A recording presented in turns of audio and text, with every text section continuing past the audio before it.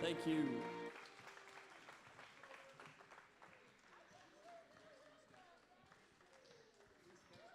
Now for your starting lineups. Starting for the Falcons. At guard, junior number 0, Alex Cunningham. At forward, junior number 2, Daniel Fulp. Welcome back to tonight's broadcasting for the second half of today's doubleheader between the Falcons of Pfieffer University and your Knights of Southern Virginia. At guard, we just witnessed the women's 15, team have a Damon dominant Beckwith. performance for Southern Virginia, winning And by at about forward, 41 sophomore points, number 30, having Doug a fantastic game. And now the men's teams Falcons are coached will by close head out coach today in this Pete weekend of a Shuck, lot of basketball being and played. assisted by Joining Don me once Spencer again is my and friend Ryan Quinn Lundball. Meyer, and 4 games commentated in a span of 24 hours. How you holding up, Quinn?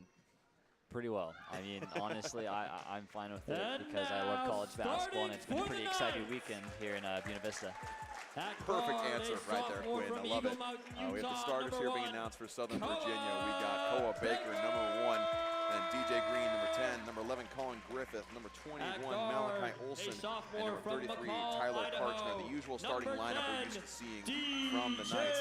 And for Pfeiffer, we got number 0, Alex Cunningham, number 2, Daniel Fulp, number 3, Dante Forrester Jogru, number 15, Damon Beckwith, and number 30, Doug Smith. Now Pfeiffer coming off of a tough loss against forward, Mary a Baldwin, senior from and McCall, they Idaho, number were within a couple 21. of points, but they had a fantastic performance from Daniel Fulp, who had 13 points and 12 rebounds. Southern Virginia also coming off of a very tough loss last night against William Peace. They hung in there very close, and so these are 2 teams that are in a very similar situation. Both have 4 wins on the year. Both have 1 conference win and a couple of conference losses.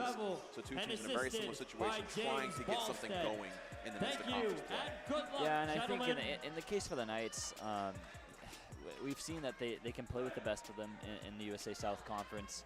You know, their first 4 conference games have been against very quality opponents who have been picked to be in the top half of the conference standings, and they've had some really good spurts. For example, they led going into half against William Peace, but they gotta be able to finish. They gotta rebound. We saw they were able to extend the game nicely, but a couple times on missed free throws, they didn't get the rebounds, and it cost them. So they got to rebound and be able to defend the perimeter against a pretty good shooting team in Pfeiffer.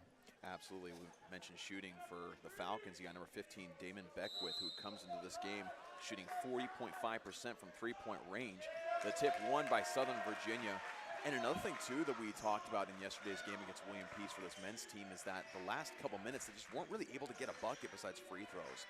Not able to get the offense flowing. So the Knights will want to start fast and get in a rhythm quickly.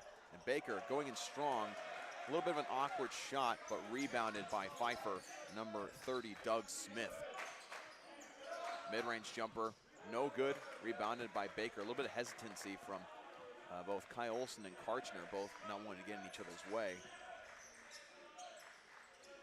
Here's Olson trying to get it inside to Karchner, who's got good positioning. Spin around, going inside off the glass and in. Fantastic work from Karchner. Yeah, Karchner's been consistent all season long. We're still looking for Kai Olson to have that breakout game offensively. He's been consistent and effective every game. We're looking for that breakout game offensively, scoring-wise.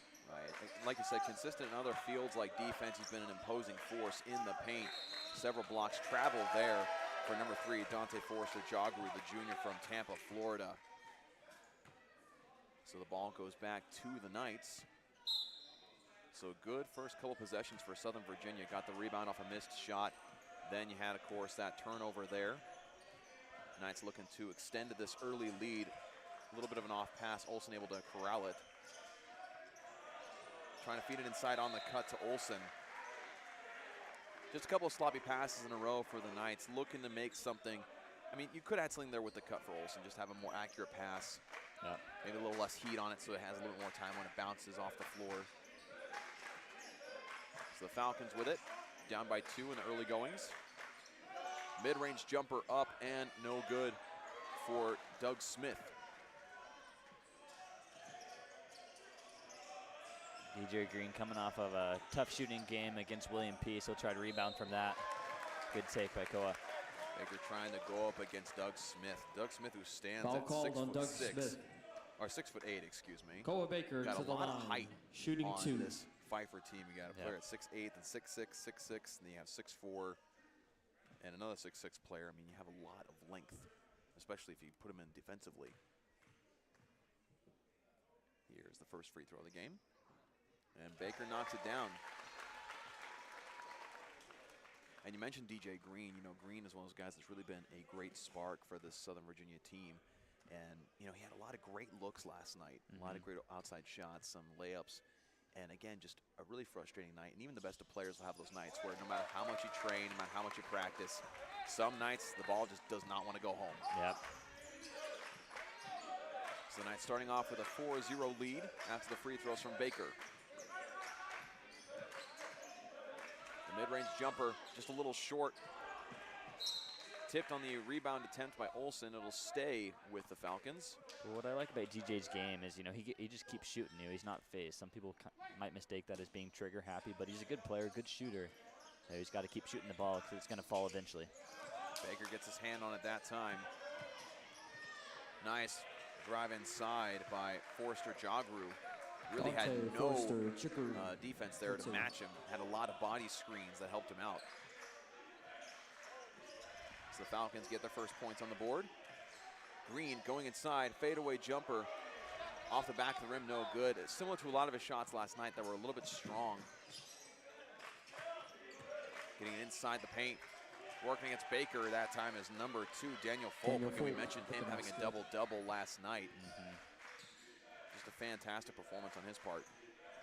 It seems like DJ's, he's having trouble finding the glass. If he could use the glass to bank those in. We saw that a couple of times yesterday as well. Use that glass to bank it in instead of just rattling around the rim. Trying to get it inside to Baker. Spin away, left hand, up and in, over top of Alex Cunningham. Love the patience shown by Baker there. He's had some plays in the past couple of games where he tries to rush things a little bit, but that time just letting the play develop. But a foul called here on Baker. Foul called on number 1, Koa Baker, his first. I think I was saying he put his arms around Daniel Fulp down low, trying to keep track of where he was going. Inbounded to Fulp. Spin move, up, no good. Rebound strong by Olsen. And, you know, Fulp stands at 6'4", so he's not the tallest guy on the floor. He's still got some height, but he's just got a strong presence at the post. Jump shot for DJ Green, once again, just long. Knocked out of bounds by the Falcons. Yeah, I mean, DJ Green's one of those guys where as he keeps shooting, he's going to knock it down eventually. Yeah. He's got that stroke to him. I mean, I've watched him practice shooting, and he can get on a rhythm and knock down pretty much anything that he wants to. Knight's able to inbound it.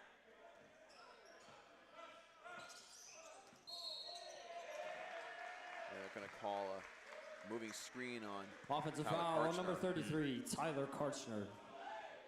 Possession goes to the Falcons. Cunningham got a little tangled up there. Yeah, there's a lot of contact, but it looked like he, was just standing still, but officials thought otherwise. I mean, it's one of those where you can call it on either player, and it could be an understandable call. Just because there's contact, you got to blow the whistle on something. Call foul here after we have Forster Jagru being tripped up. Got to call the foul on Colin Griffith, who had a couple three-pointers last night. Shot the ball decently well.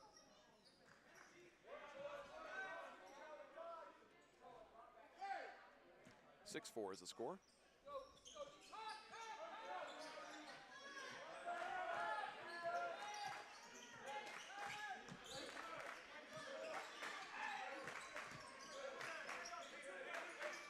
Cunningham gets it to the outside, and that three is good for number 15, Damon Beckwith. Again, we talked about him as a sharpshooter, 40% from the three-point line. That's his first attempt of the game. DJ Green going left, up the right hand and in off the glass. DJ Green. Great switch to the hands to make it a little closer of a bank for him. A very athletic shot.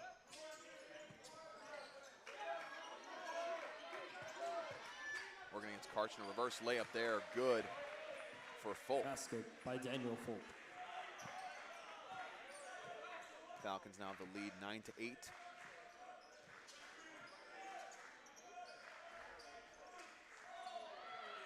Green left alone for the three, and that's good. Green finding his stride. Sometimes that's all you need is just a nice lay-in to get yourself going. He's obviously feeling it as he had no hesitation when he found himself open. I mean, there's just a psychological aspect of seeing the ball go in regardless of how far away you are that builds up so much confidence as a shooter. It just lets you know that, hey, there is an opening in that rim that you can make it through. Baker wanting that three.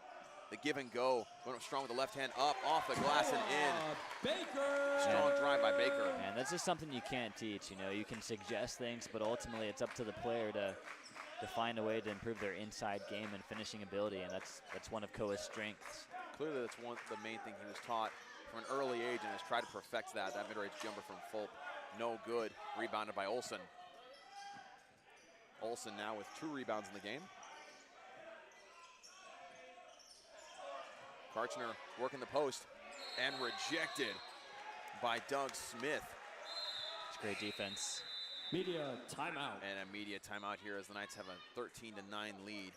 And I feel like that's going to be a very difficult matchup for Tyler Karchner. Of course, he's going to try his best to get the openings that he can, but against a player like Doug Smith that stands at 6'8", it's going to be a tough going there. But a 4-point lead so far for Southern Virginia. We had the media timeout, and with that, I want to give a shout out to our athletic partners, local businesses here in Buena Vista, Virginia, namely River Crossing Apartments, Straws, Drinks and Eats, Mill Creek Orthodontics, Cornerstone Bank, Papa John's locally owned and operated, Vinyl Cuts, Katana Sushi and Hibachi Express, the Bees Food Souvenirs, and Grace Automotive. Thank you so much for support of Southern Virginia Athletics and Knights Broadcasting. You know, Straws, I would not mind a big cup of Straws soda right now with all the flavorings they have. They had a bingo night last night. There was an activity every Friday night here in town.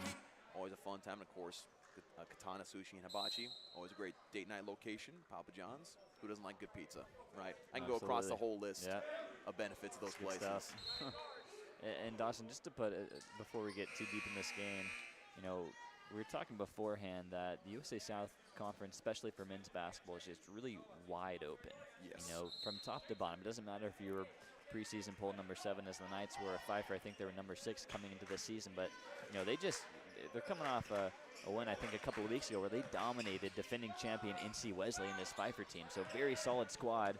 They've faced a couple of nationally ranked teams and even some mid-major D1 teams. So they're very experienced, very athletic, and very good team. They absolutely are. And you know, you talk about the matchups they've had. They beat North Carolina Wesleyan, and then they barely lost Brevard College, which Southern Virginia barely beat this past week. Travel there for DJ Green. Communication happening here between Baker and DJ Green, trying to figure out where the other was supposed to go. Seen that a couple times so far, but the Knights talking it out. We failed to mention the intro on the floor of Alex Weiland. Weiland having to recover defensively, gets a quick foul. Foul called on Alex Weiland. Got a substitution for the Falcons in number 4. That is Sean Sukarichi checking in for the Falcons. So like with Tyler Karchner out, they got Koa Baker on Doug Smith right now. Should be a very interesting matchup indeed. I also failed to mention the substitution number 1, Clayton Robinson. Nice strong rebound from Weiland. Yeah, we saw Alex get in the mix rebounding-wise, a few key rebounds to keep his team in it yesterday. It'll be nice to see him keep that going and maybe score a little bit more as well. Baker kicks it out to Olsen for 3. That one a little too strong. Rebounded that time by Sukarichi.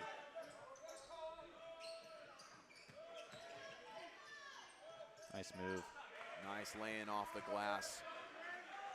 David Beckwith. Yeah, you can tell Beckwith has got a really nice touch. Not only is he a good three-point shooter, but good for the mid-range, we can see as well.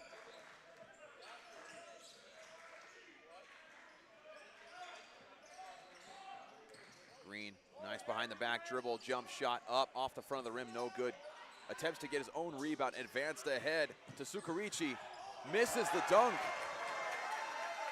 Wanted to get the emphatic slam on the fast break, not able to get it. And a foul called on Sukarichi. Foul on number 4, Sean Sukarichi. And Sukarichi is able to get checking up there in for and the put that Falcons, home. Creed Music and Jalen Not able to get it done that. And checking in for the Knights, for Southern Virginia, you got Sam Jex. I don't think Sam Jex got any time last night. He did just because not. the matchups, but Jex is one of those guys, if you get him open on the outside, he will knock down a couple for you. Yeah, I think he's, what we were talking about, he's attempted 25 shots and 24 have been threes during the course of the season, so he's a stop and pop guy for sure. Weiland stopping and popping that one, and 1-3 for Alex Weiland. What a pull-up. Gets the and one. I mean, Weiland's one of those guys where usually he likes a little more space before he attempts the three, but no hesitation, knocks it down with the contact. That'll get your team motivated. And how much you think that's going to boost his confidence? Able to just pop that with a hand in his face, then getting fouled, it's going to boost his confidence from outside a lot. It absolutely is. Weiland on the N1 free throw, looking to make it a 6-point game. Free throws up and good. Weiland now with 4 points, just behind DJ Green, who has 5, and Baker, who has 6. Nice hands. Good kick out top of the key. Here's the three. Up, no good. Rebounded by Jex. First 3-point attempt for Creed Music, freshman from Bristol, Tennessee. I call a carry here on Baker. Hung the ball out a little too long on the crossover, which, you know, there's an art to that. Just trying to get the defender to bite, but if you get your hand just a little bit underneath the ball, then they're going to call that pretty much every time.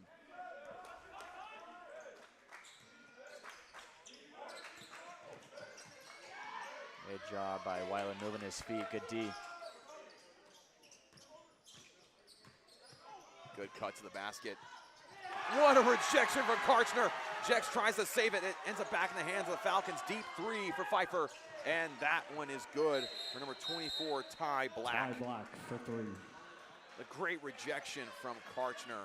Yeah, that's one of those situations where you might just want to let it go because, you know, when you're throwing it back over your head, you're way out of bounds, you're going to be out of position if it does not go your way, and I think that's what the coaches are saying. But nonetheless, great effort on the block and then trying to save that. Yeah, you love the hustle, and in that situation, you also, as a player, instinctively don't want to throw it back underneath your own basket because you can give an easy layup.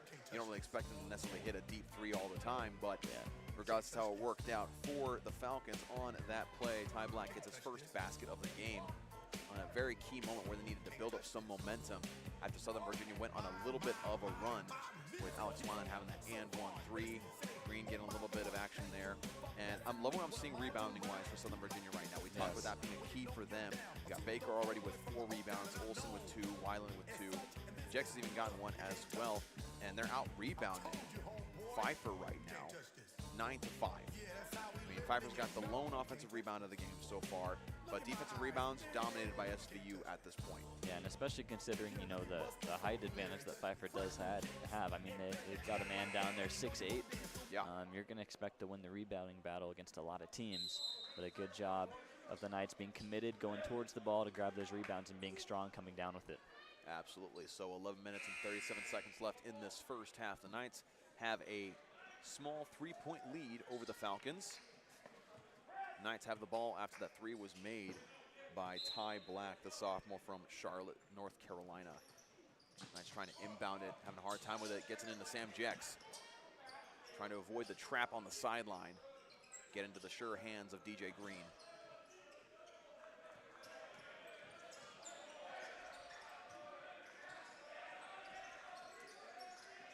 Baker trying to enter it inside to Karchner, and he does. Up with the right hand, and good. A whistle's called.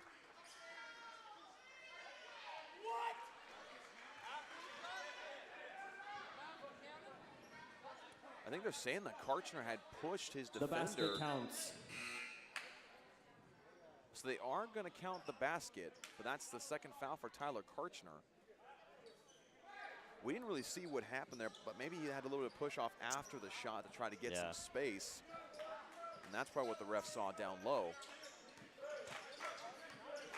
But again, they do count the basket. Weiland getting his hand on it. It's going to land out of bounds and stay with the Falcons.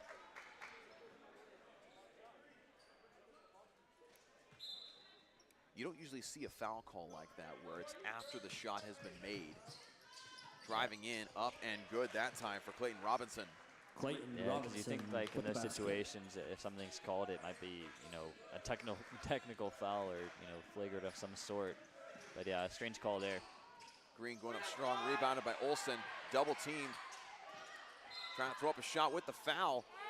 Nearly rolls in, but he'll go to the line and shoot 2. That foul's on number 35, Jalen Hamilton, junior from Concord, North Carolina. And subbing in is number 3, Phil Harris, who had a lot of great times. We really raved about him in yesterday's game. Defensively, ball handling wise, he just really added a level of confidence to the Knights offense last night. He did, especially after, you know, they went down 10-0 in those first 2 minutes against William Peace. You know, he really was able to calm the group down, but also, you know, part of it just by his great defense on Tyler Parton, who was really, you know, lighting the Knights up from 3, to put it lightly. But yeah, he served 30 really good minutes yesterday. And Olsen goes 1 for 2 from the free throw line. The shot no good, rebounded by Baker. Baker now with 5 rebounds in the game. And off to Weiland.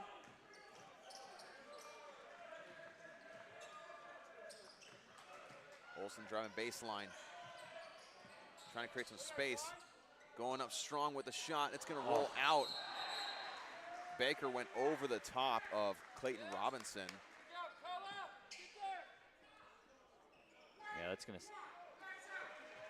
So they are going to call the foul on Baker, because he did go over the top, but you could also make the argument that Clayton Robinson kind of backed up into him and tried to put him off balance. Right. But regardless, they will call it on Baker. That's his second. Harris did a great job fighting through the screen. 3-pointer top of the key. Short, no good. Rebounded by Harris.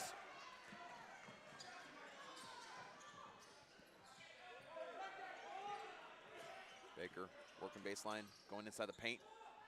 Going up with the left hand off the glass. No good. Rebounded that time by Hamilton. And Ty Black on the near side corner. He puts up a quick 3, and that's good. Ty Black for 3. You saw Ty Black sneak behind the defense here. That's one thing as a good shooter. In order to get any points on the board, you basically just have to become really sneaky or know where the openings in the defense are. Olsen, mid-range jumper, off the back of the rim, no good. Rebounded that time by Sukarichi. Black again for 3, no good. And knocked out of bounds. They're going to say it was out of bounds off the Knights.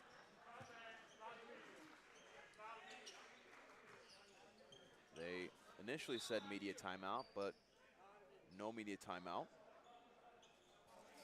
But it will stay with the Falcons as they find themselves down by 1. They're on a little bit of a run here with the great shooting from Ty Black.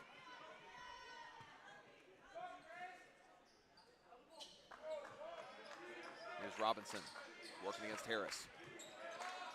Great dump off there. Up strong is Hamilton with the bucket, and the Falcons take back the lead. They get it into Jex. Yeah, Hamilton, he's not the tallest guy, but he's a big load to handle down low, so really nice play to muscle his way inside. Harris trying to drive in, taken away by Sukarichi. 1-on-2 against Weiland. Weiland gets the block! What a phenomenal play from Weiland.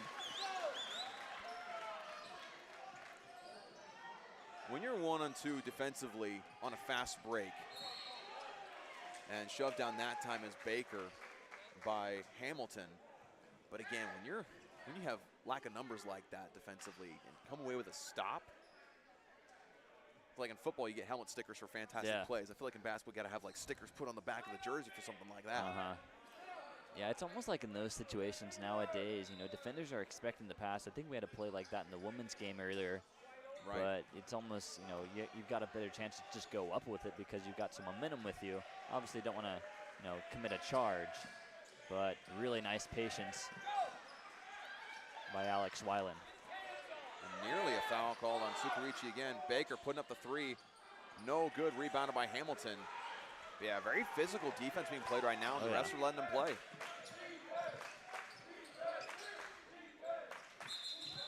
And a travel that time for Sukarichi. as he's defended by Baker. Now media timeout being called. Falcons have a 21-20 lead. Just under 8 minutes to go in this first half. Knights will have the ball after the break. While we have this quick timeout, I want to remind you, you're watching this on Knights Broadcasting here on YouTube. Be sure to give us a like, subscribe, comment down below your highlight of the game so far, and be sure to comment down below how we can improve your viewing experience of Southern Virginia athletics here on the channel. A little bit of a heated exchange there between Trace Bevel, head coach for Southern Virginia, and the ref here on the near side. I think he was a bit upset on the previous possession on Baker getting shoved basically 2 times. And Jogger got in his face after the whistle, looked like kind of taunting him a little bit. So yeah, definitely could have warranted a technical, but we'll play on. I can see a couple of fans in the stands, making a technical sign, basically the same thing happened there. I mean, we had a technical called last night in the women's game for much less than that. Yeah. On head coach for Brevard College. But yeah, this game's gotten physical really quickly. Some pretty physical defense, lots of contact on these fouls.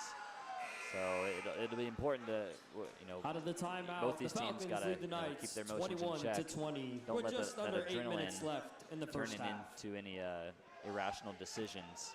And the refs, like I mentioned before, are letting them play now, but if it gets a little bit more aggressive, you can maybe expect them to tighten up their calls a little bit, try to contain the emotion of the game. And some people might say that's inconsistency, but really you're just trying to protect the players at that point, trying to keep things from going out of hand. So sometimes you kind of have to go a little overboard to calm things down. Green going to the scores table to check in for Southern Virginia.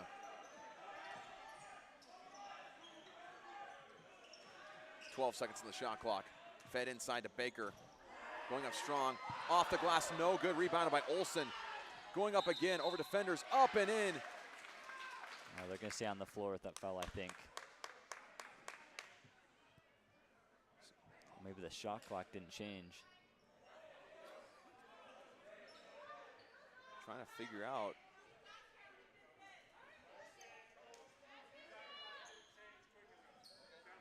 So they will count the bucket for Olsen. They're saying it was an issue with the shot clock not changing after the missed shot from Baker. So the Knights do take back the lead. It was just more of a technical stop in play.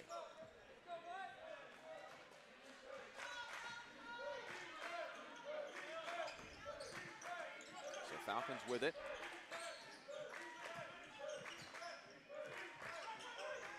Mid-range jumper that time. And it's going to rattle in for Robinson. And Harris maybe got a finger on Robinson's elbow on the shot. Ever so slightly. That's kind of an example of maybe trying to reel things back in. And this matchup presents a new challenge for Phil. Yesterday he dealt with Tyler Parton, who is, maybe not as quick, but a really nice knockdown shooter. And Clayton Robinson, maybe not as good of a shooter, but he's super quick and able to get around screens, which is presenting a problem for Phil right now. It absolutely is. Weiland just picked up his 4th rebound of the game. Olsen going up strong, a bunch of contact, landing on the floor. Falcons going up the floor quickly.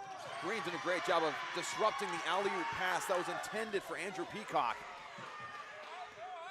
Bodies flying all over the place right now.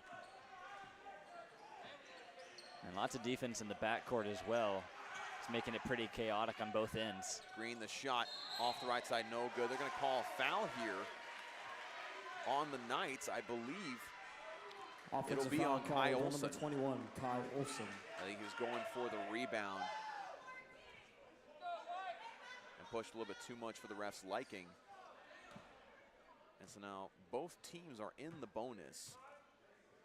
And that foul will send Robinson to the free throw line and a chance to extend this 1-point lead.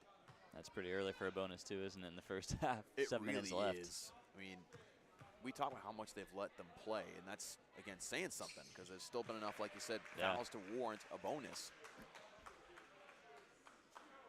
So just think about if they would call things a little more ticky-tacky than like some refs might. We'd be in double bonus by now.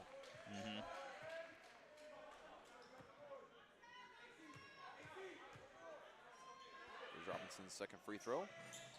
No good. And a foul here.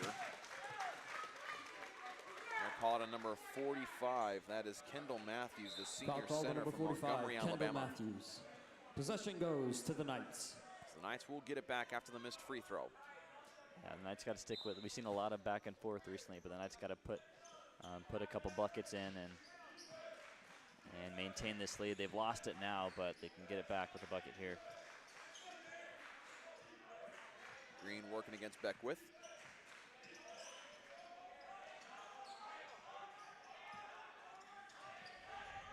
Harris had a little bit of trouble handling it, gets inside to Baker.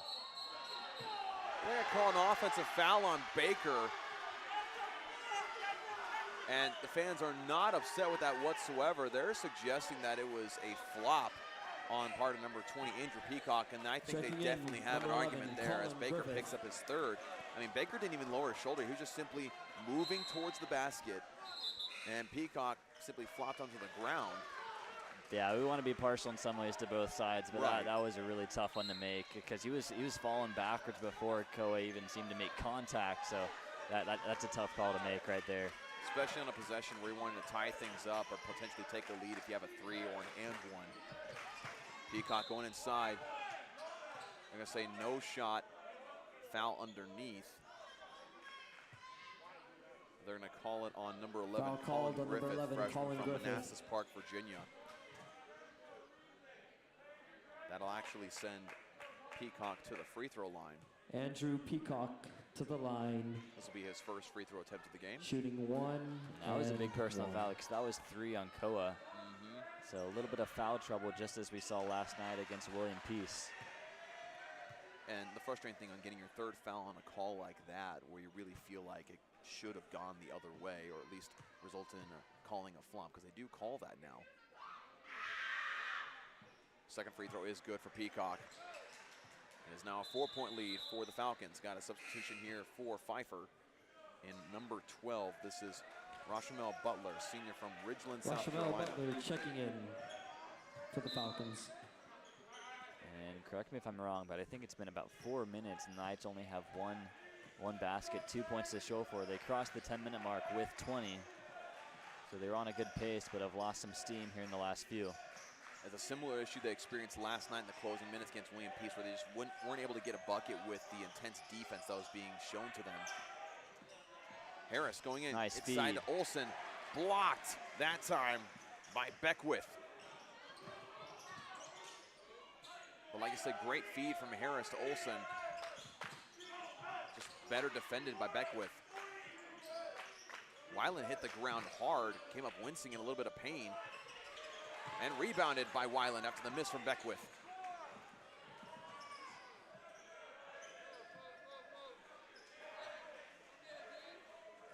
Weiland handing it off to Green.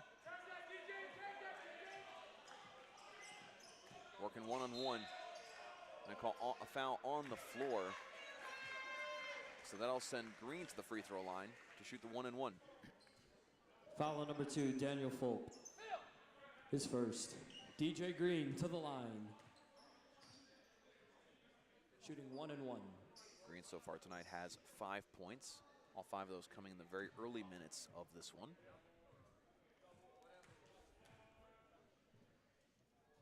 First free throw at the 1-and-1 is no good. Rebounded that time by Rashamel Butler.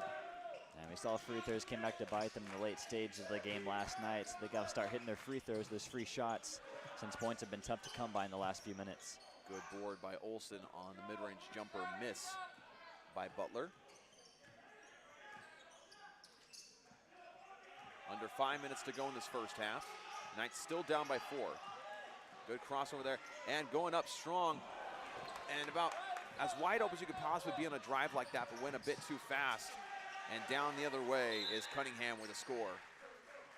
Timeout, Knights. So a timeout called by Southern Virginia. And again, that's Harris had to drive to the lane. And sometimes when you drive like that and you end up as wide open as you are, it can be very easy to overthink it. Yes. Or kind of outrun yourself and put it up too strong. And so people say, oh, you missed a wide open layup. It's not quite as simple as that. It's not like you're in warm-ups and you just missed it. But now the Knights down by 6 after the quick response on the missed layup by Cunningham. 4.5 minutes to go in this half. It's been as intense as we could have expected it to be. Seriously, Quinn, we've really been blessed with some fantastic basketball the past 2 days. Women's games, of course, being more blowouts than maybe fans of the sport would like, but both men's games have been back and forth, intense. A lot of tough shots, a lot of tough defense. It's just been a fantastic week to be a fan of the sport.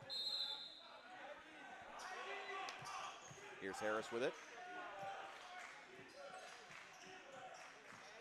Hand off to Green. Fed inside to Weiland. Kicks out to Green. I think it was a smart decision by Weiland to not take that shot underneath, as he had a lot of trouble getting in there. And shot by Olsen, but they're going to say a foul on the floor by number two, Daniel Folk, his second. That's his second foul Olsen of the game. to the line, shooting 1 Olsen will go to the free throw line. He struggled a bit last game. I think he's missed one already. There's a stretch he went 0 for 4 at the line last night, and he's got to start hitting those. He's typically a good free throw shooter, so he just got to relax and do what he does. Hamilton goes up, Cunningham goes up and misses it, and it's going to be out of bounds off of Southern Virginia, so it'll stay with the Falcons. And like you said, I mean, the Knights on the year, a 75% free throw shooting team, but the past 2 games have just been a struggle. Rebounded that time by Fulp. Going up, blocked by Olsen, recovered by Weiland.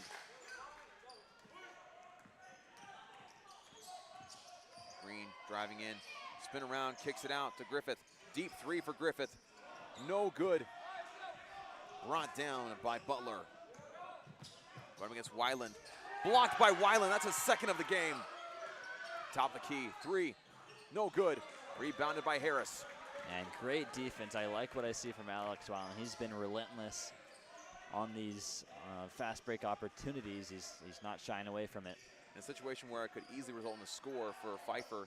Jumper for Griffith, pulling up and fading away is good. Much needed. Exactly, it's been several minutes since we've seen the Knights score a bucket, and Griffith, with all the confidence in the world, fading away on that jumper.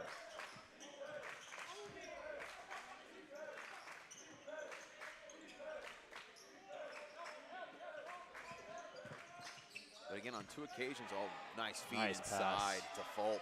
Daniel Folk with the basket. But as I was saying, 2 separate occasions where Weiland seemed dead to rights in a situation where he was on defense and comes with blocks each time.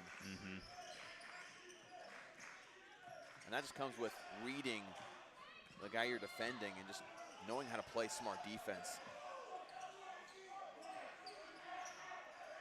10 seconds on the shot clock. And it's going to be out of bounds off the Falcons. I'm surprised there wasn't a whistle blown for tripping up DJ Green. Yeah. Media, 2 substitutions for the Falcons in number 4, Sean Sukurachi, and number 30, Doug Smith. Well, a media timeout here with just over 2.5 remaining in this half. Knights down by 6. I want to once again give a shout out to our athletic partners here, local businesses in Buena Vista, Virginia, River Crossing Apartments, Straws Drinks and Eats, Mill Creek Orthodontics, Cornerstone Bank, Papa John's locally owned and operated, Vinyl Cuts, Katana Sushi and Hibachi Express, The Bee Sweet Souvenirs, and Grace Automotive.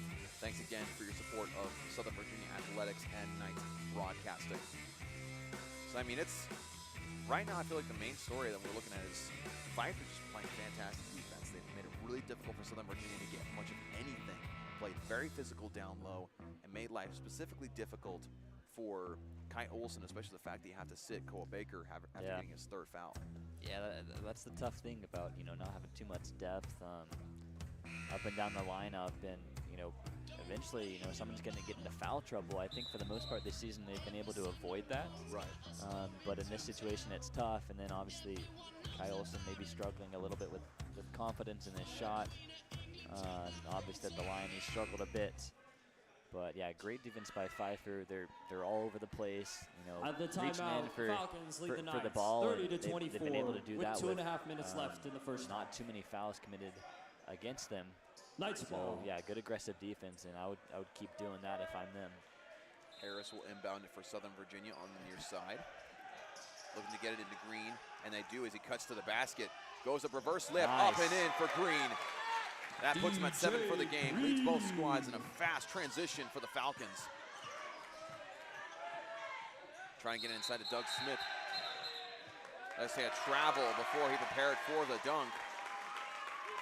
That's fortunate because, when he gets it down low like that, there's not too much to do. There's not too much you can do of stopping him unless you foul him. DJ Green was wincing a little bit in pain, I'd imagine, from the fall he suffered after the reverse layup he just made. Coaches asked him if he was all right. He said he was fine and wanted to stay out on the floor. Approaching 2 minutes left in the half. Knights down by 4 now.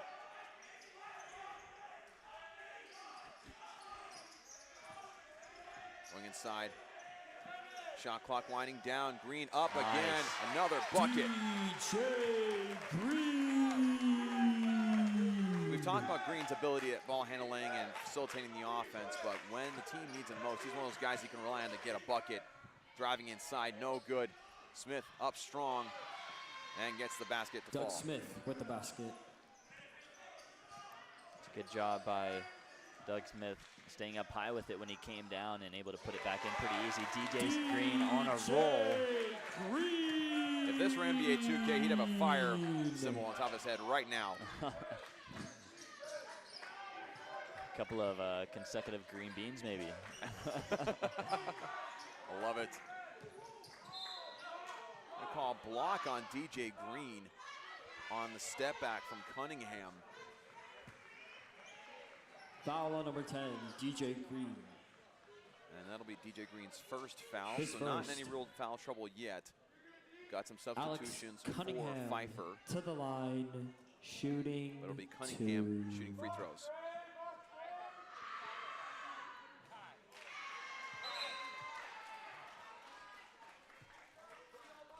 First free throw is no good. Substitutions are number 15, Damon Beckwith, and number 24, Ty Black. Two really great outside shooters that have already made a couple in this game. Second free throw, no good, rebounded by Green. Knights still down by 2. Green driving in, up with the left hand, up, no good. Gets fouled on the shot, and he'll go to the line. Foul call. Foul be called on Sean Sukarichi. Sukarichi, excuse me. His second. Yeah, the speed and agility of DJ Green when he gets rolling and is making shots is really tough to stop. Shooting 2. You're expecting a shot to come a little bit more outside, but then he just bursts past you for an and one opportunity. Of course, he missed that finish. First free throw for Green is just short and to the right. Green, the first player on either side to reach double digits in scoring, and a substitution for the Falcons and number 1, Clayton Robinson.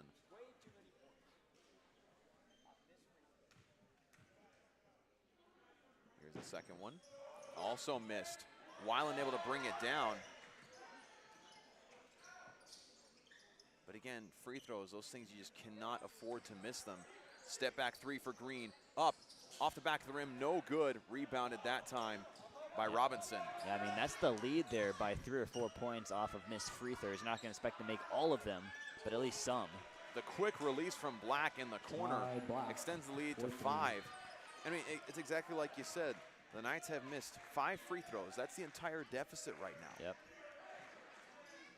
And it's just the past 2 games, the Knights have just really struggled. And if you make at least 3 of them, then you got an opportunity to tie here late in the half, which is much needed. Olsen trying to get inside. A travel here. I think he tripped himself up. What it looked like it happened is he dribbled the ball really low, trying to get some leverage, but then the ball hit his shin and then he tripped over top of it.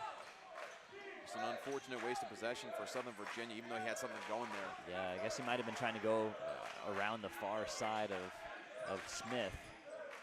The Knights need to limit the Falcons here, make sure they don't extend the lead even more. Three-pointer there is good for Robinson. At the half, And the Falcons will go into the half with an 8-point lead 38 over the Knights of to Southern 30. Virginia after having a solid run there. Three-point shooting is at 40%, or excuse me, more than 40%. They are 5 for 11 from behind the three-point line.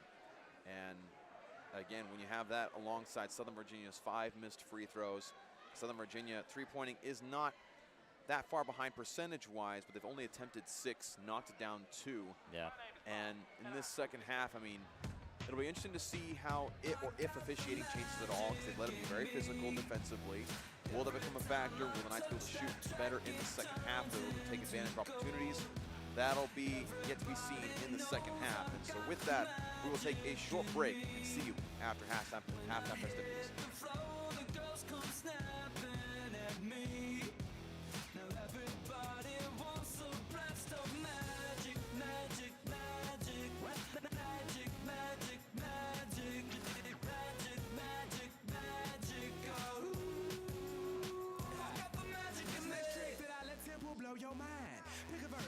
verse, I hypnotize you with every line.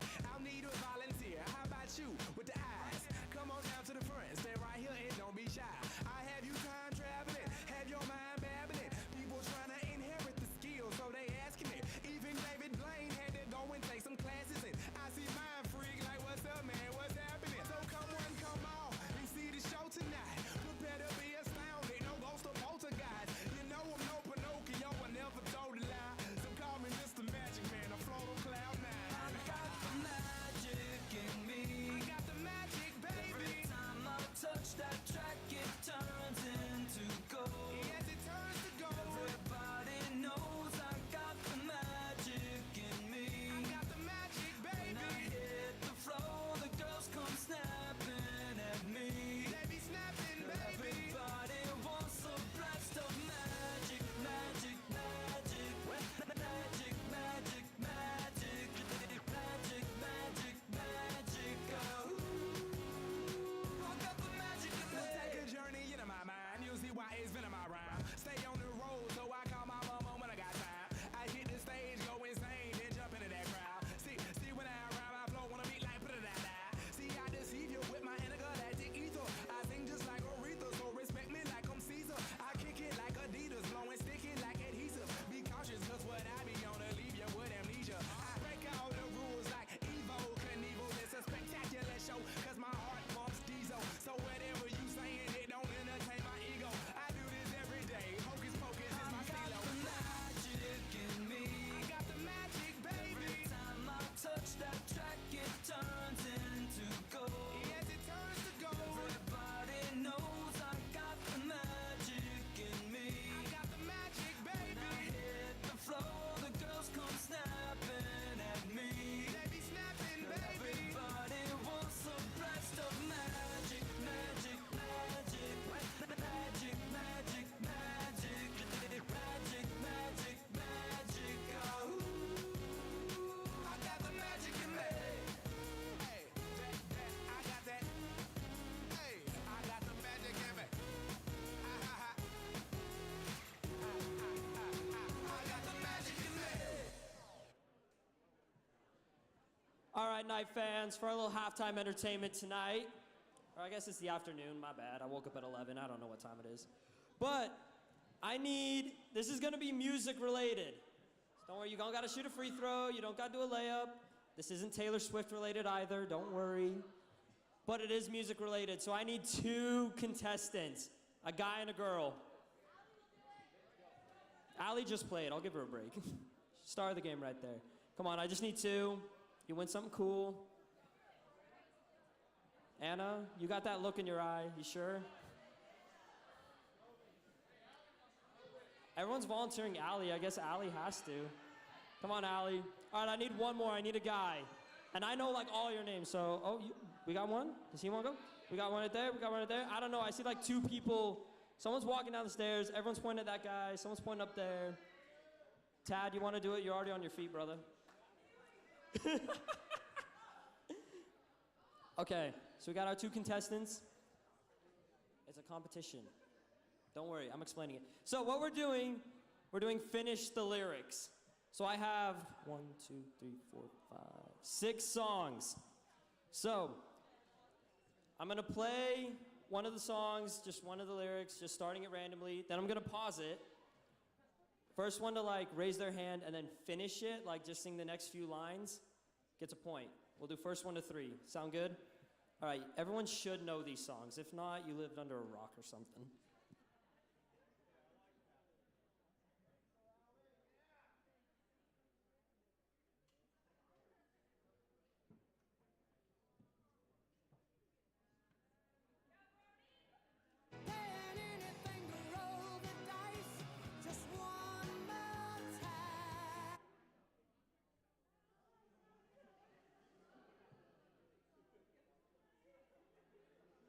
That's right. Good job, Allie. All right, 1 point for Allie.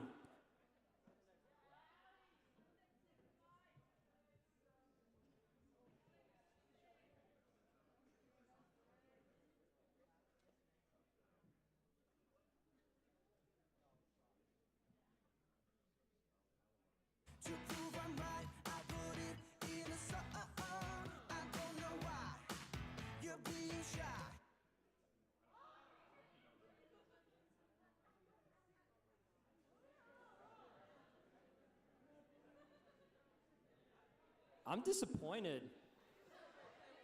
Okay, well, same song. I'll just go to a different part.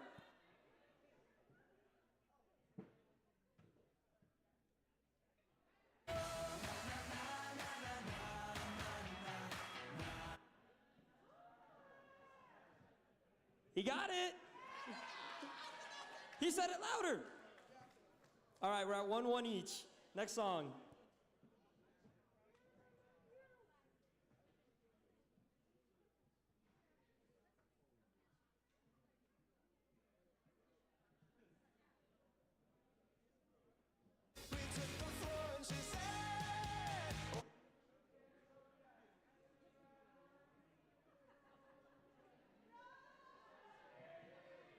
I gotta give it to him. He was actually saying it, you were just mumbling it. So it's 2-1. He gets it next, the next one right, he wins.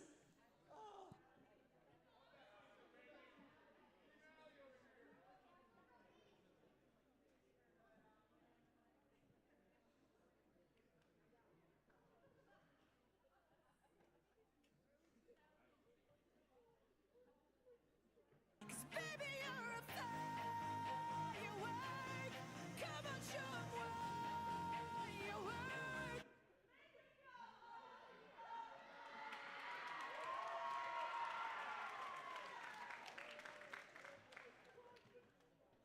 I love it. All right, this last one, this is the clincher right here.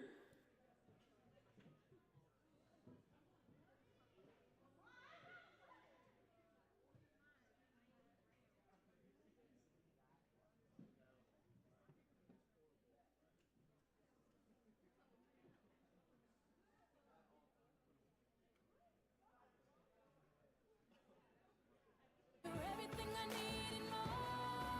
It's written all over your face. Hey! Nah, that was the line before. We're doing another one. Y'all, look, I know y'all love it, but come on. Well, you didn't sing the right line.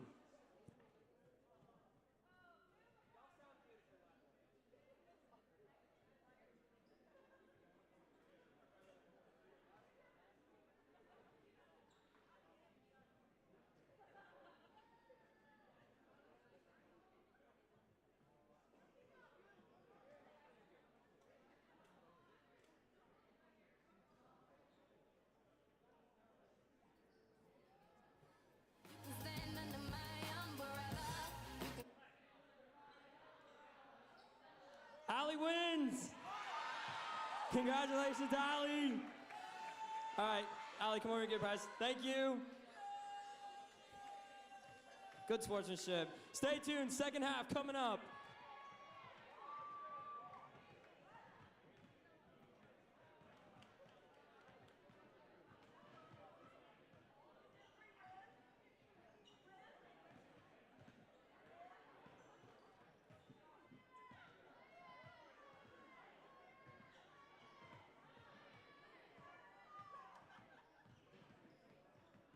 Stand under my umbrella. La, la, eh, eh,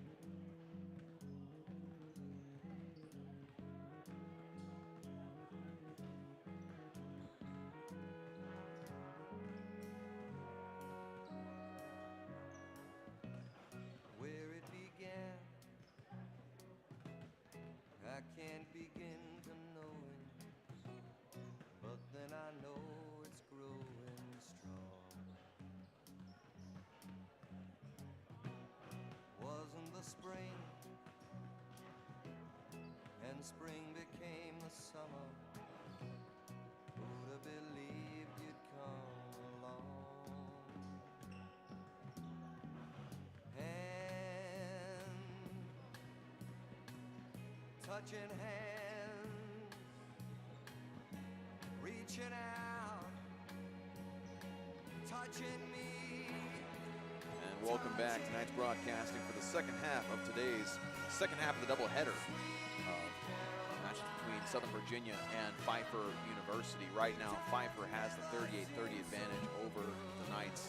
And a lot of it had to do with some fantastic outside shooting, but also, you know, Quinn, you and I were talking in the break that Southern Virginia has not taken advantage of some free throw opportunities. And, you know, Pfeiffer's defense has been suffocating at times. Yeah, you know, typically the Knights are shooting well over 70%, and it's typically a strength against most opponents they face this season. But, you know, the second half of their game against William Peace and then for all of this game, you know, can't knock down those free points that they're giving you, and that's the difference between, you know, an 8-point lead and maybe just a 2 or 3 point lead. And then, yeah, the suffocating defense from Pfeiffer that you mentioned, it's almost like it's simulating, you know, the end of a very competitive matchup. We've seen the Knights, you know, take leads in the halftime against really solid teams, but then, you know, fold a little bit under pressure because they can't make shots. And that's the kind of defense that Pfeiffer had for most of that first half, and it, you know, caused problems midway through the first half when they had 20 points versus 10 the last 10 minutes. So, yeah, great defense by Pfeiffer. Give them credit. They've been really physical, and it's given the Knights a little bit of trouble for most of the first half. And I think it's a great word to use in describing this game. It's just been a very physical game overall. Both teams, Welcome to the start of the basically pushing second back half. and forth. We'll see Koa Baker back on the floor. He has 3 fouls. He has to be very careful starting off this second half if he wants to make an impact offensively. He's got to be able to stay on the floor. But the Knights starting off with possession. And Green with the ball now, trying to get it inside to Baker. Green ended the first half on a roll, knocking down an outside shot, a couple of layups. Olsen attempting the outside shot, going inside the paint. Try to pass it inside to Baker. And the ball ends up rolling away into the hands of Dante Forrester Jagru. Advanced ahead to Doug Smith. And it goes out of bounds, so fortunate for the Knights, a quick turnover. And the Knights had 3 different players have the ball in the paint at one point. Just not really able to get a clean shot up, and that just, again, illustrates the point we made earlier of how difficult it has been for Southern Virginia to get anything solid against this Pfeiffer defense. Yeah, I mean, obviously there's Doug Smith, a big presence inside, but also I think it's Daniel Fulp and Alex Cunningham aren't as tall, but they're super strong in the post and giving Kai Olsen trouble. And Karchner had an opening. Griffith for 3. That one just short and eventually rebounded by Fulp. Here's Beckwith working against Green.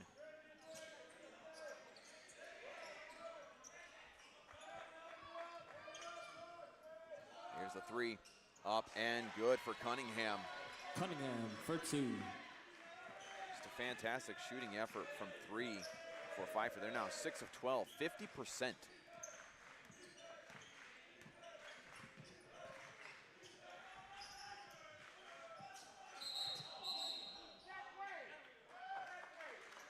I think they're going to call a foul on Olsen. Indeed, they will. I think they're saying that his feet were still moving when he's trying to set that screen. That's Olsen's second foul. Olsen tried to plead his case with the ref on the far side.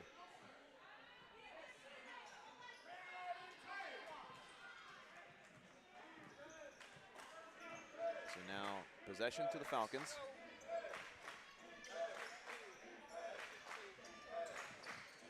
Go inside, Doug Smith rejected by Karchner. Trying to advance it ahead to Griffith. Wisely pulls it out as it quickly became congested down low. Karchner literally yelling at Green to feed him. Yeah, he's got the size advantage on Cunningham. Nice play. Goes up and under with the foul. Just like Karchner said just a moment ago, feed the man. Yeah, he was committed. And Unfortunately, Cunningham kind of spun off him when he was diving for that ball, and Karchner able to take advantage. Good start for him in the second half. Fouls on number 30, Doug Smith, his second of the game. Kind of absent for a bit of the first half. We hadn't seen a whole lot of scoring opportunities for him since the opening minutes, really. And one free throw up and good for Karchner. And I think a lot of it had to do with Karchner had a shot attempt against Doug Smith early on, and it was rejected quite easily. And so they were trying to go away from that, but now Karchner, I guess, is finding some leverage and also able to get a switch. The three is good once again for Cunningham, who's catching fire here. Cunningham for 2.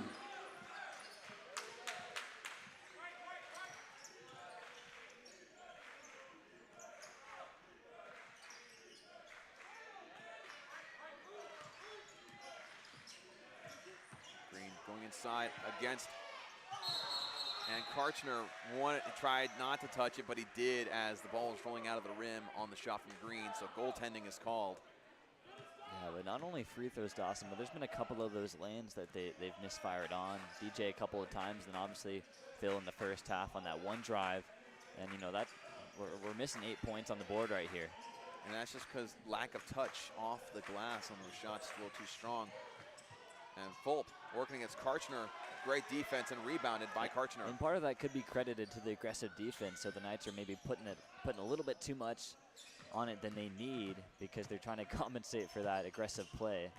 Baker working inside, fadeaway up with the left hand and in. Baker was sorely missed in the last several minutes of the first half. He now has 8 points.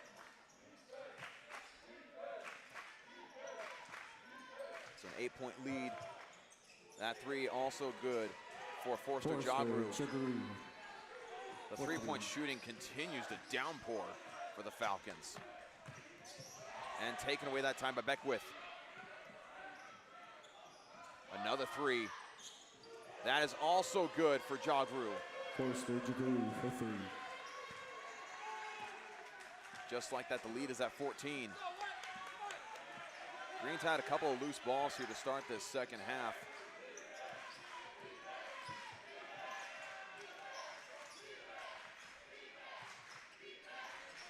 A little bit of fatigue and frustration for Green building up right now.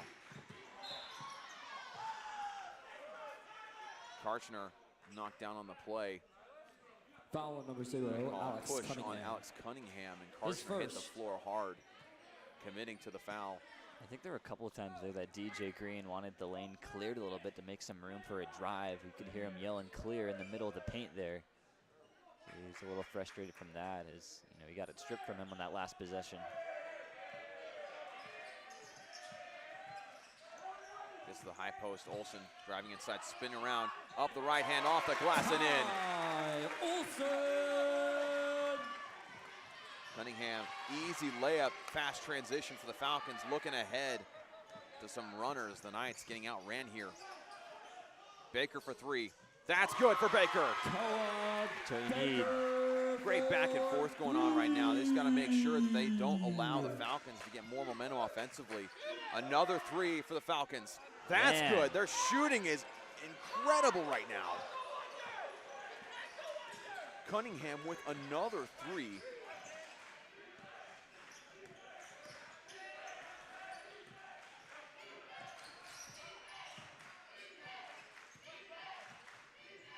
Baker trying to step back for 3. Karchner give and go. And blocked. Cunningham, no good, rebounded by Olsen. Advanced ahead to Baker. Good handoff to Karchner, off the glass and in. Karchner! I love the fact that Southern Virginia is not laying down, even though the Falcons are scoring or shooting 60% from 3-point. Karchner with the block on Smith. They're actually going to call foul on that, I believe. Yeah, I think Doug Smith inside was able to get a little bit past Karchner and force him to pull him down with his arm. Got some substitutions Timeout for Pfeiffer on the and court. Southern Virginia, but a timeout will be called. 14 minutes and 36 seconds left in this second half. And my goodness, talk about back and forth, shots back and forth. Baker able to knock down a 3, able to hand it off to Karchner for the layup. And then Alex Cunningham coming alive all of a sudden with 12 points. Didn't do much of scoring at all in the first half. Well, and you got to think that, you know, if you're the Knights, first of all, you got to adjust and make sure you close out on these shooters. Get a hand in their face. You don't have to block it, but get a hand in their face, like the old, I guess it was Shane Battier defense on Kobe Bryant in the playoffs that one year. Just got to get a hand in their face and block their vision of the rim. But at the same time, you can't get discouraged because, you know, they're most likely not going to keep up at this pace, three-point shooting-wise, because what? You got Ty Black 3 for 4, and then Forrester 2 for 3, and then Cunningham with two big threes right there as well. So yeah, for the Knights, you got to get a hand in the face, but don't get too discouraged and keep going back and forth with them. Right, absolutely. Like you mentioned, 60% from 3 is ridiculous to keep up. At some point, the shots are going to not fall as often. So, like they've been doing right now, just maintain composure, maintain patience, just keep working with what you've got and what they're giving you, and knock down the shots that you're given. And so we'll see Doug Smith to the free throw line on this one after the foul from Karchner. He picked up his 3rd foul. And I also like that they didn't just submit to a three-point battle. You know, they didn't get trigger happy. They played their game, went inside, a couple of nice drives by Koa to feed Tyler Karchner. So I like that about their game as well. Smith knocks down the 1st free throw.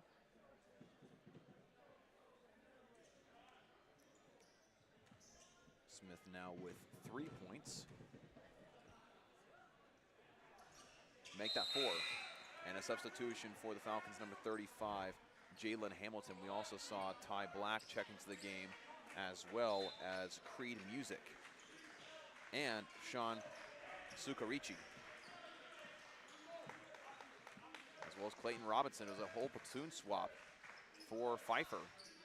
So no longer Cunningham on the floor, who had the hot streak. Hand off to Weiland, 1 to drive in. 10 seconds to the shot clock. Baker going in strong. They're going to say a foul on number 4, Dante Forster Jogger. That handoff of Baker driving inside and pitching it to Karchner is really working right now, and would have resulted in an emphatic slam had it not been for the foul. Also have Phil Harris checking in place of Colin Griffith.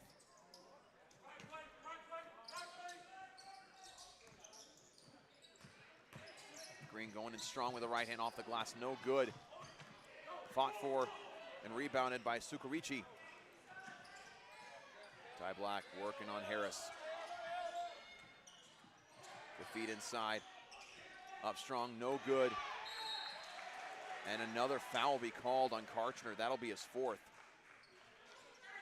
Foul on Tyler He's going Karchner. up against Jalen Hamilton. His 4th. Jalen Hamilton to the line. That's going to force Kai back in there. He's got 2 personal fouls, so he's got some room to work with there. First free throw is no good for Hamilton. And indeed, Olsen will go in for Karchner. And Dawson, Kai I think, Olsen you know, checking in for the Knights. with all this three-point shooting going on, I think the guy we were pointing out that we need to watch was Damon Beckwith, and this is with him on the bench that they're doing this three-point shooting. He made a 3 in the first half. He's 1 for 2, but man, they've got a lot of shooters on their team who can just fire away and get in a groove quickly. They really do, and that's a dangerous combination for any opponent, really. When your star shooter, who shoots over 40% from the three-point line, only has 1 made 3 in the game, yet you're still winning by about 15 right now, thanks to a lot of great three-point shooting. That's any coach is going to look at it and think, what can I do against that? What is the remedy? Is there one? Baker hands it off to Olsen, goes up strong against Hamilton, is blocked. Ball back to the Falcons. Corner 3, and that's good for Sukarichi. Sean Sukarichi for 3. So the fantastic three-point shooting continues, 10 of 16. Baker throwing it up, no good, rebounded by Olsen, going up strong with the foul and in. Olsen! And Good pump fake right there. He hasn't used that too much, and a couple of times got blocked by the taller man down low, but a really nice use of the pump fake there for Kai Olsen to get some mojo back in him offensively. Olsen now with 7 points, going to try to make it 8. And another missed free throw. He's really struggled with that today. Trying to advance it ahead, and his teammate was not looking. Trying to get it up ahead to Sean Sukarichi. Lands out of bounds.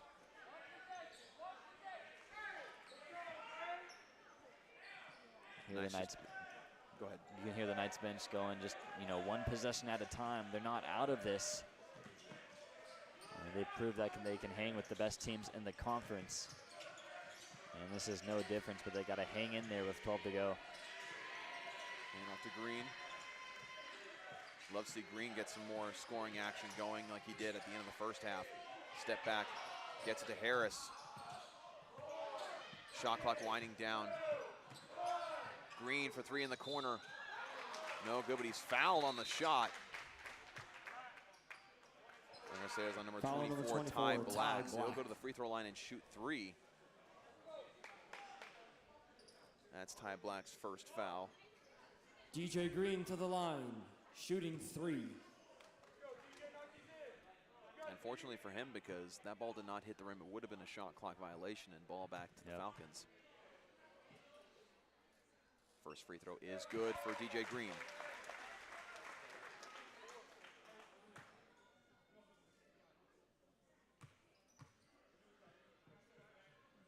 Here's the second. That one's good as well, much needed. See if he can go 3 for 3 here on this trip.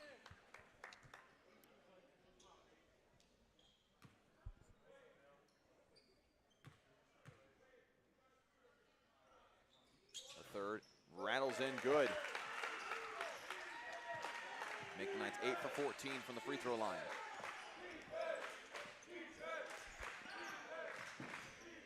Ty Black working on Harris.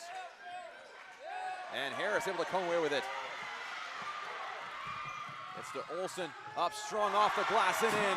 Brings it back within 11. Not really sure how Harris wound up with that ball.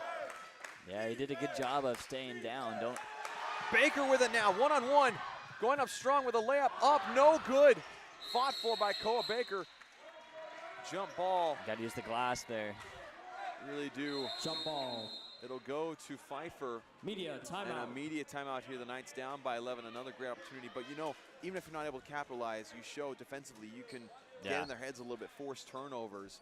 Again, just got to capitalize on future opportunities. Just under 12 minutes to go in this one.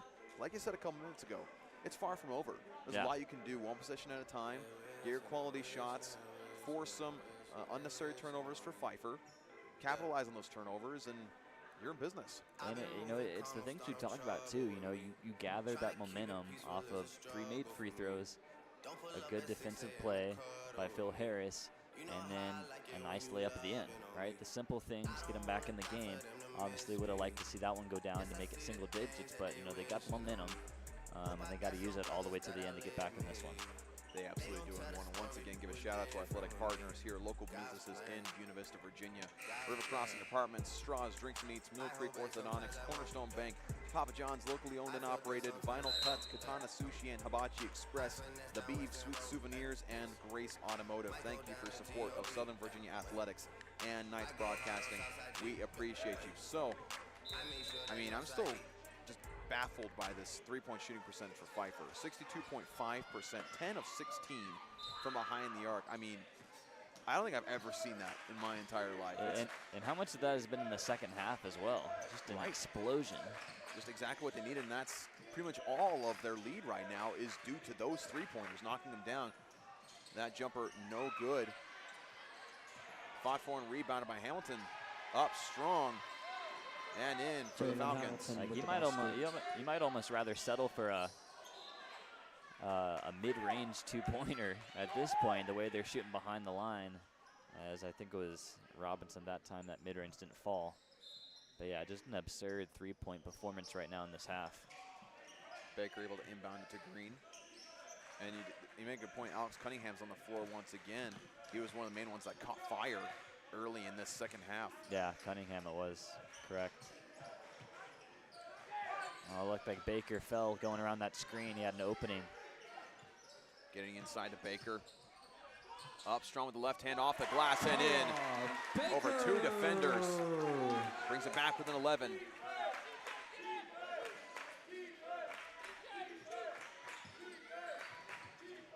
baseline. Kick it out. Here's a three-pointer. Beckwith, no good. Rebounded by the Falcons, number 33, Creed Music. And up and in. With the basket.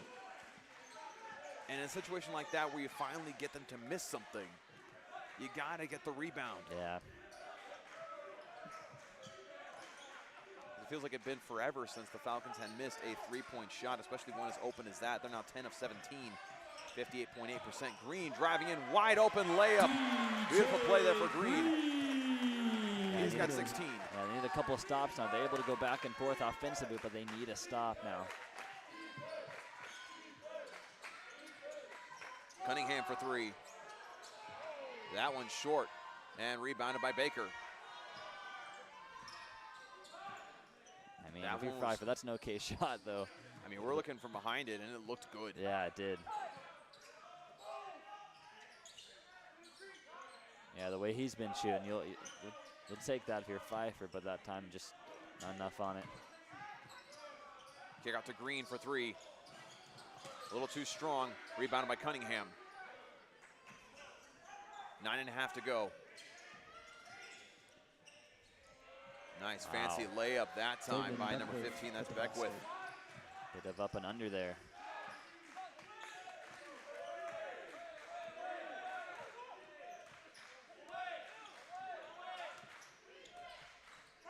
Here's Baker working against Sukarichi. Baker for three. Off the front of the rim, no good. Beckwith gets the rebound. Sukarichi up ahead. Harris defending, but knocks it down. Falcons did a great job of just pushing it down the floor when they get the boards. Great passing, back and forth, back to Baker for the up and under.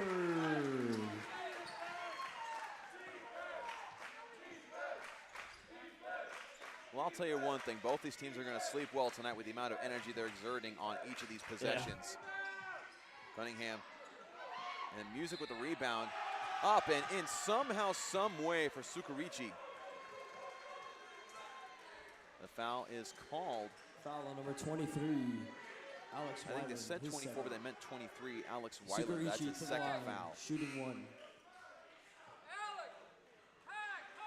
And Sukarichi will go for the and one shot. And for the Falcons, I mean, that's a good effort by Creed Music, not known for his rebounding, but that's 2 straight possessions that he stepped in and created points for his team off missed shots. Rebound there for Alex Weiland, who just got his 9th of the game.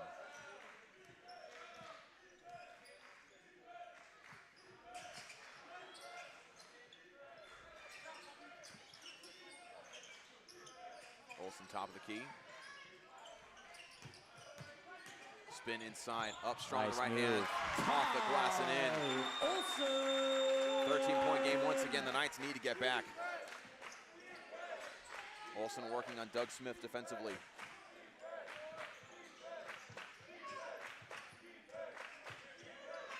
Sukarichi working on Baker. Beckwith over Harris, and that's good. Beckwith with the basket. The Falcons are just doing a great job at every time Southern Virginia gets a play to go and they gain some momentum, they just take it right back.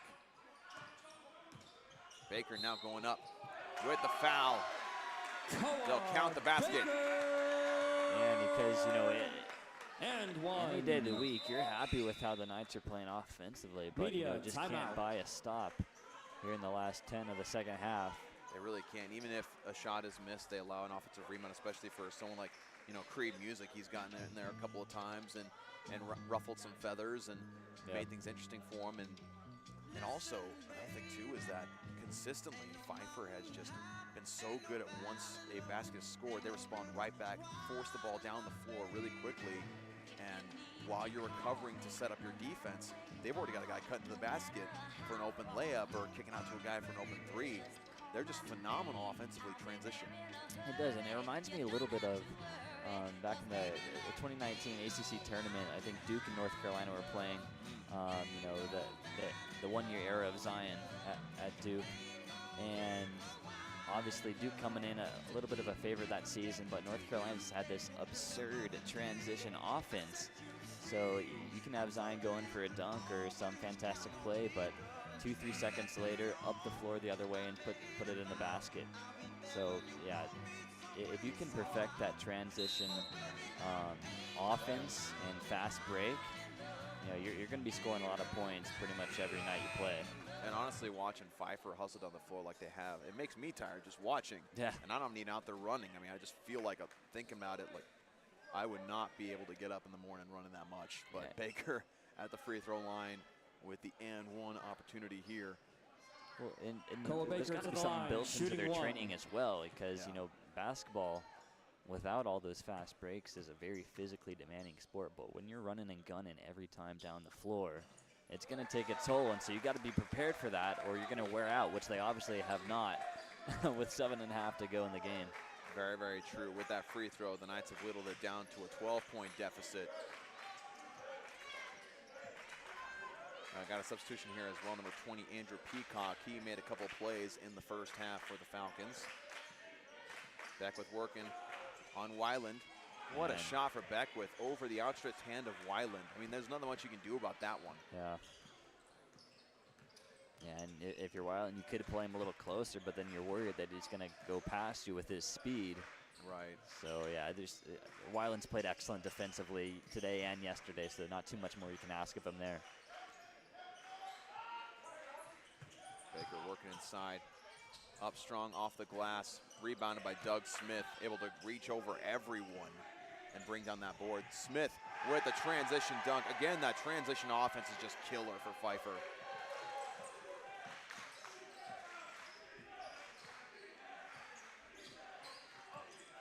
Green driving in, up and under, blocked by Doug Smith. What a series of plays for Smith. Taking advantage of his height and his reach. Able to swat down that shot, even though Green did a great job of pump faking it up and going underneath while he was flying through the air.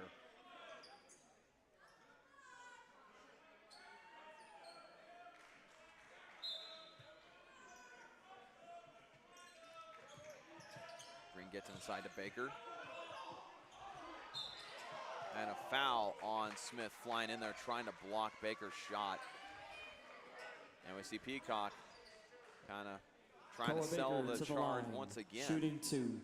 The ref's not calling it that time, but Baker will go to the free throw line.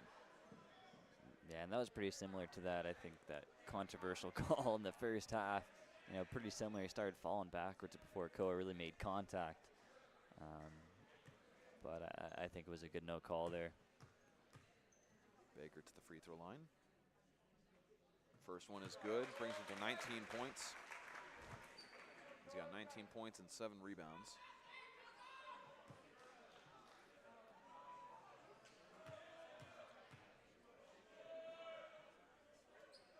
Second free throw up and good, brings him to 20. Well, offensively, Koa's delivered down the stretch, had a really good second half against William Peace. Exceeded 20 yesterday as well. He's got to get some stops defensively now.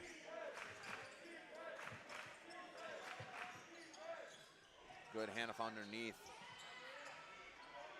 And up strong with it is Daniel Fulp, able to recover from off the ground.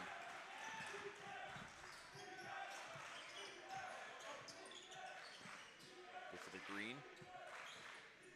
Olsen over top of Smith, no good. And again, it just feels like Olsen really hasn't been able to get comfortable offensively over the past couple of games. Because again, he's more than capable of putting up a strong 18 to 20 points on a good day. And Smith going up over defenders. Brought down by Harris. Wisely pulls it back. Weiland for 3.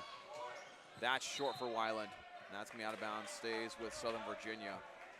Yeah, it's one that looked good, but just not enough on it. That's the thing late in a game like this, when you're hustling as much as you are, your legs are a little wobbly, a little weaker, so you have to put a little bit more into it on the three-point shot.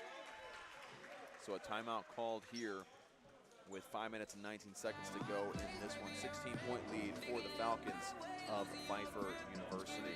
Yeah, it's funny how, you know, deeper you get into these games and how fast your movement, especially on a fast break like that, how much lighter the ball feels or heavier the ball feels in different situations. And it forces you to make adjustments, which is just how much more impressive it is that Pfeiffer's been able to knock down so many threes in this half.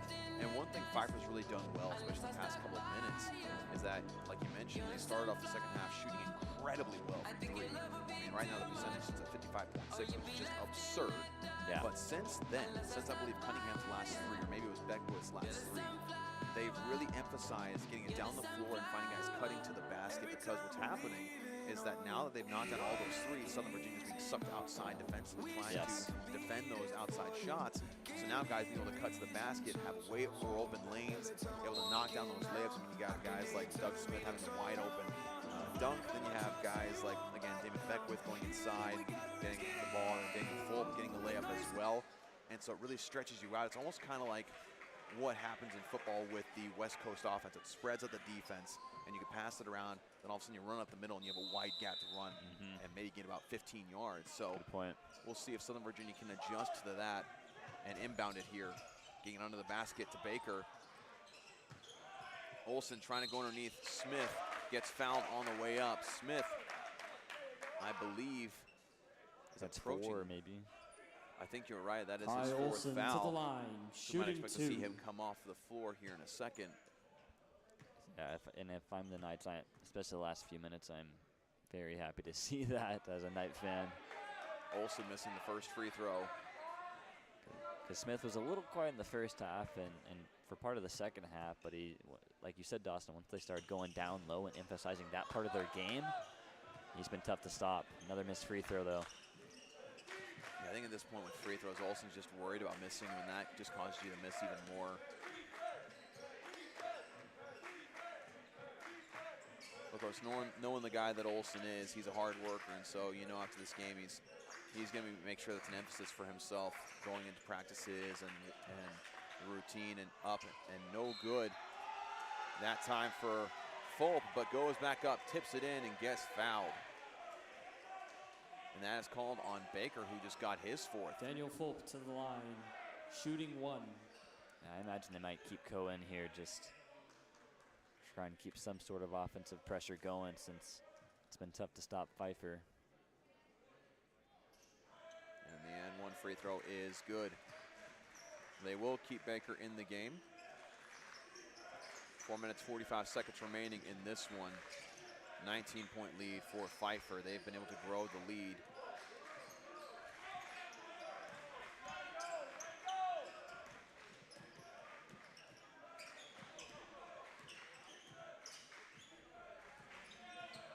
Green try to get it inside to Baker. Trying to get it over top of Andrew Peacock, but there was another defender right there as well.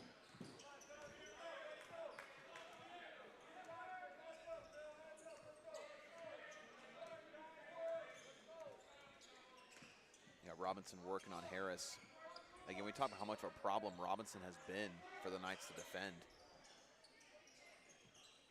Yeah, it looked like Beckwith could have popped that one, but opted to wait. Maybe take some time off the clock. I'm gonna say a travel on Fulp. And I think you're right. I mean, he could have easily pulled it there and more than likely would have made it with how he was shooting today. Media timeout called, but I'm thinking, they're up by 19.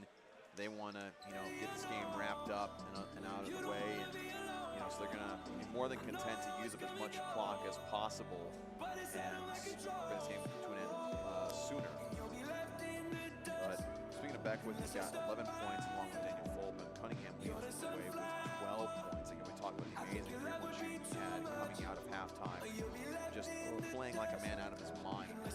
And believe it or not, to put it into perspective how well Pfeiffer is shooting for those back at home, we talked about Cunningham being on fire in the second half. He's only shooting 35%. You got Beckwith shooting at 55, 5 for 9, and then Fulp 5 for 11, then a slew of other guys at 50 or 75% shooting-wise. So, and in the first half, they shot okay, but man, their second half shooting has just skyrocketed their field goal percentage.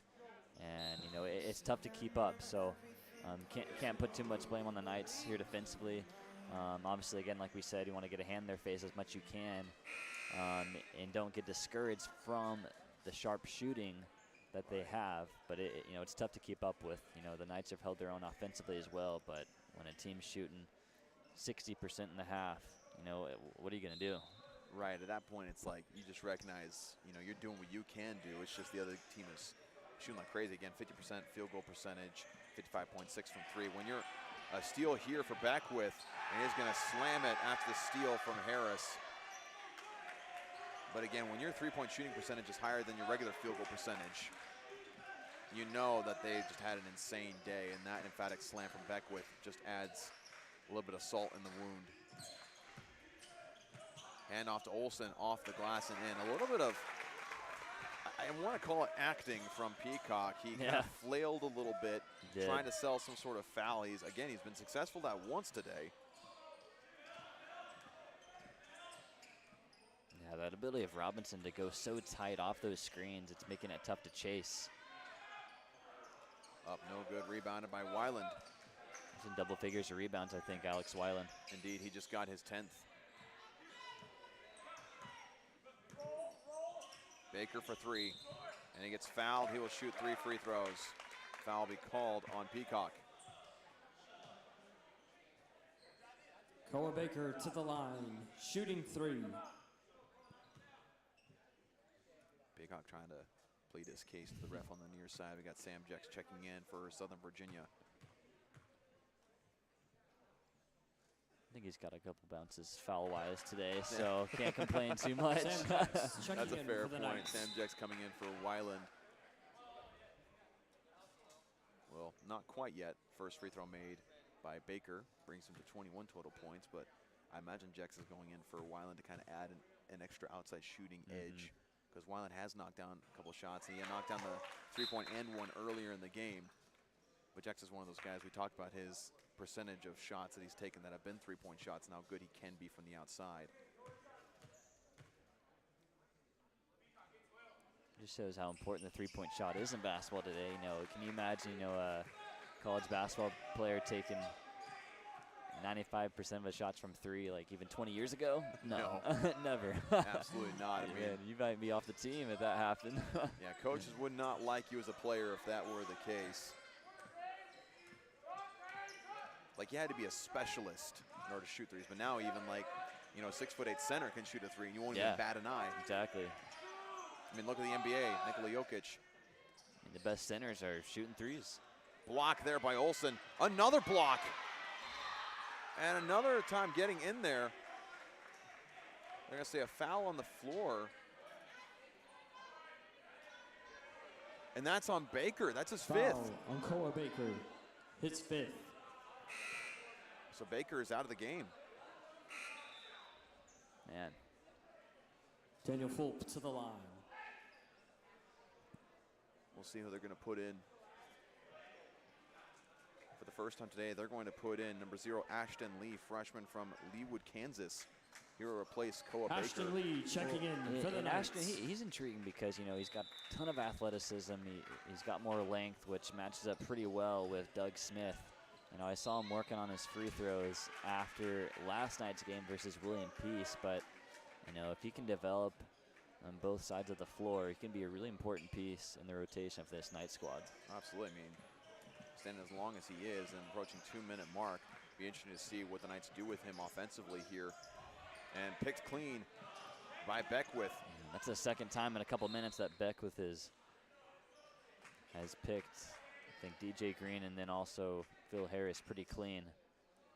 Trying to feed it inside to Doug Smith. Ends up throwing it out of bounds. And, you know, sticky fingers is what I call it when someone gets as many steals he has. Green, realizing he was going to get blocked by Fulp, tries to pass it away. It ends up going to the Falcons. So now under 2 minutes to go.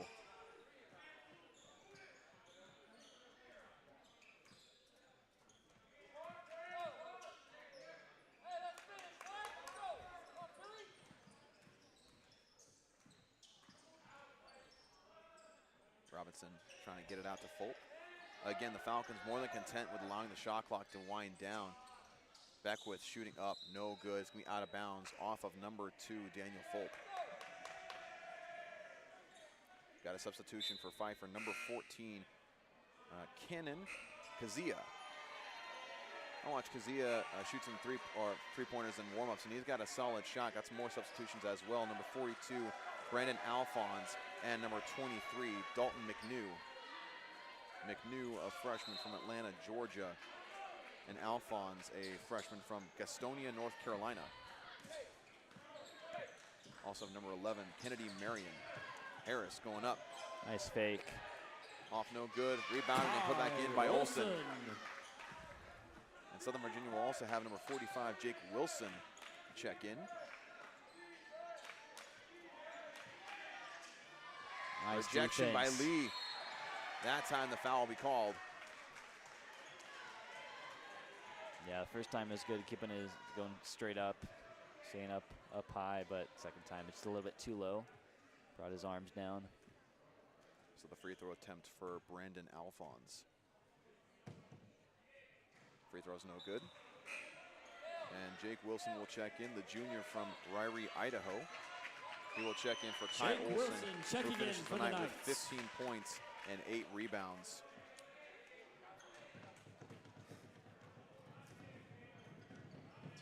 Second free throw is good for Alphonse. Under a minute now to go.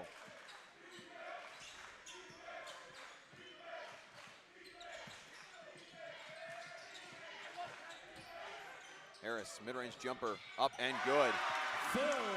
Great shot for Harris.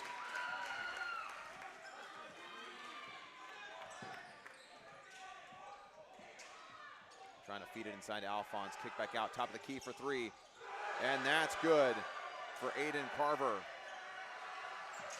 Carver, the freshman from Tampa, Florida. Another mid-range jumper for Harris. That rattles in good. Nice moving back and forth. He's just too quick. Yeah, see more of that in the middle of the game. Yeah, Phil's got a nice looking shot. He's just obviously, depending on his defender, he might have a tall defender on him, so it's tough to get it up and over, but Phil's got a nice release. He really absolutely does. I love watching his shot. 13.2 seconds remaining. Ball stays with the Falcons. Foul be called on Colin Griffith. And that will send McNew to the line.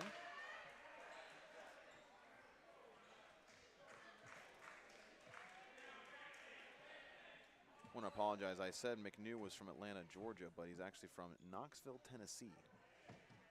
Free throw is good.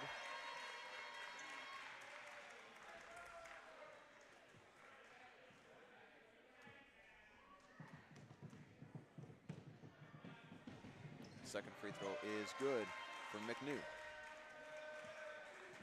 Harris might want to try to get one more shot. Drives in, goes up strong with the layup, and good. I love the fight we're seeing from Phil Harris right now. The game's out of reach. Can't really do anything, but he's fighting as much as he can to put some points up on the board. He'll have the N1 opportunity here.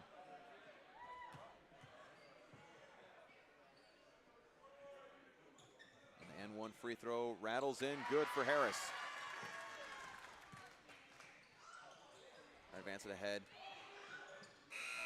And that will be the end of this one. The Falcons with a phenomenal shooting performance. And that's just an understatement if there ever was one. Final score, the Besting Falcons the Knights 89 to 76. And I mean, the last 2 minutes felt like what a route would feel like. But again, we'll catch you next time. If you take away those outside shots, it was very competitive. The Knights really got a lot of things going offensively, especially underneath the basket. Got a couple outside shots to fall. It's just one of those games where the other team's shooting so well that there's just not much you can do. Yeah, you know, if Pfeiffer's shooting maybe around 40, 45% even, you know, the Knights are certainly within single digits and have a chance to win the game. So, you know, commendable effort by the Knights. Tough one to swallow since they were shooting so well. But there's still a lot of good things you can take from this game. I thought, especially in the second half, the offense was pretty fluid. You know, they committed to passes, not too many unforced errors on the offensive end, and they competed hard. You know, you could even see 3 minutes ago, what was it, Kai getting those 2 blocks on either Doug Smith or someone down low. So compete all the way to the end, and they already know that they can compete with every single team in this conference, whether it's, you know, the first seeded team to the last. Just got to be able to finish, get a couple bounces to go their way. Absolutely, and the Knights will have the next 2 games on the road. The first one against Mary Baldwin on January 17th, and then Methodist University on the 20th. And so hoping to get some USA South Conference victories on the road would definitely help them build up a little bit of confidence and momentum going forward in the season. And Pfeiffer will advance to 5-6 in the year, 2-2 in conference. The Knights to 4-12, 1-4 in conference. Again, just a tough game overall when the team's shooting that well. We appreciate you fellas, folks out there, oh, well, fellas, folks, for tuning with us for these doubleheaders the past 2 days. It's been a lot of excellent basketball. Southern Virginia men's, again, having 2 close games, falling short in both, but again, showing a lot of promise as the season progresses. Southern Virginia women's basketball really in stride. 2 back-to-back, Sure are. absolute powerhouse performances offensively, winning by at least 20 points or more. But again, thank you for tuning in to these presentations of Southern Virginia Athletics here on Knights Broadcasting. Once again, I'm Dawson Weidrich. This has been Quinn Meyer. We appreciate your support.